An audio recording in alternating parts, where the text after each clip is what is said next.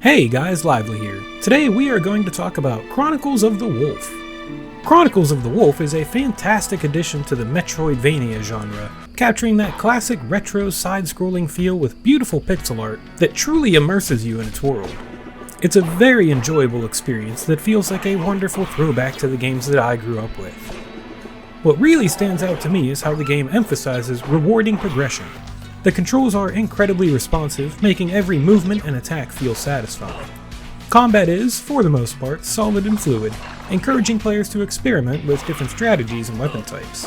One of the most satisfying aspects is how your progression really feels. You start out pretty vulnerable, often dying to enemies and hazards, but as you unlock new abilities and level up your character, the game around you truly transforms. Those enemies that once gave you trouble now become manageable, and then downright even trivial as your character becomes stronger and more capable. It's a really rewarding sense of growth that keeps you hooked. The weapon variety is intriguing and adds a lot of depth itself. You can choose your favorite style and stick with it. I personally prefer the two-handed swords, as they cover a wider area with each slash, though they do tend to attack a bit slower. If you're more a fan of very quick attacks, but not having that range, you can choose something like a longsword or a rapier. Heck, you can even throw on a rifle and try to shoot everybody from afar and keep yourself at a safe distance.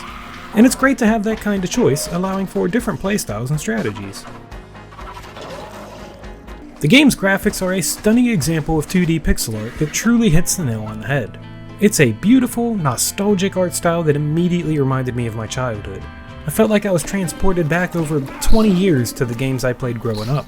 The attention to detail and the vibrant, colorful sprites really bring the world to life.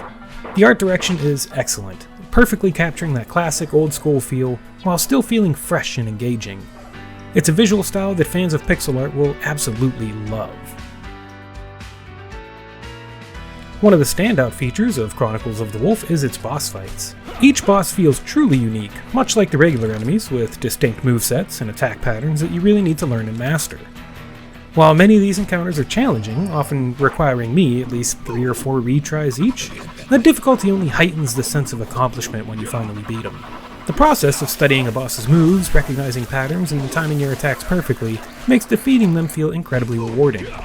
It's a true test of patience and skill, and every victory feels well deserved. These fights add a layer of depth and excitement that kept me engaged throughout the game. And honestly, I'm the type that gets pretty frustrated if I die over and over on a boss, but this game really never made me feel angry, because I never felt like I was really stuck. I always felt like I could do better, I could learn more, and I can overcome this challenge. And it's really great that games foster that feeling in me. That said, the game isn't without its flaws. Sometimes there's a lack of a clear direction, leading to quite a bit of trudging back and forth until you figure out where to go next. The absence of a quest log, while true to the old school style of design from 30 years ago, definitely feels a little bit dated by today's standards. The map also leaves something to be desired. It lacks a lot of critical detail, and the fact that you can't move or zoom in on sections is a minor flaw, though not a huge deal. The fast travel system, in my opinion, isn't the best either.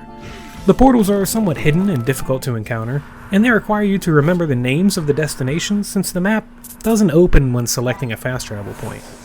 Personally, I'm not great at memorizing names, which made fast traveling a little bit more cumbersome for me.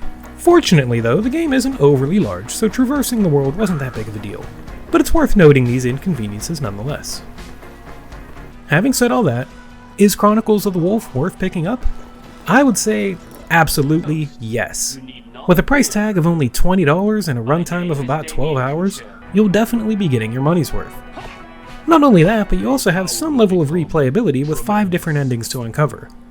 And one really nice touch there is that you don't need a separate playthrough for each one. For example, I unlocked 2 different endings within the first 5 hours or so, and was able to pick right back up with a slightly older save and keep working my way through the game.